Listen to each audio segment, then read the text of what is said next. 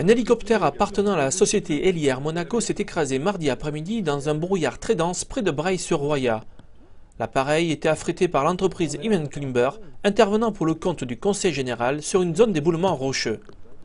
L'hélicoptère a percuté les branches d'un arbre avant d'aller s'écraser sur le sol.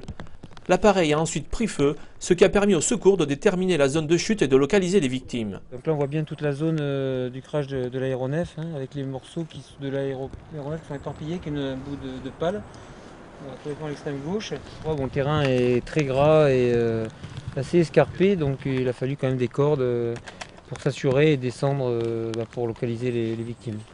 Dans le village de Penhaute, lieu du drame, les habitants étaient encore sous le choc. Pour eux, les conditions météo étaient exceptionnellement mauvaises.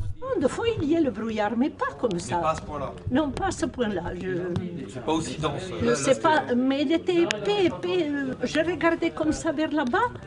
Et puis, on n'a pas entendu, j'ai pas entendu le bruit, moi. Parce que j'étais dans la maison, ici dans cette maison, et j'ai pas entendu le bruit.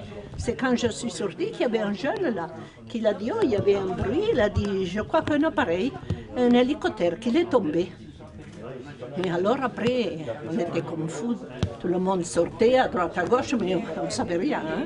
Il est monté dans le creux, et il était en stationnaire, ensuite il est monté jusque sur le mamelon. Là il y a une plateforme où les hélicos, l'été lorsqu'il y a des incendies, ils peuvent se poser.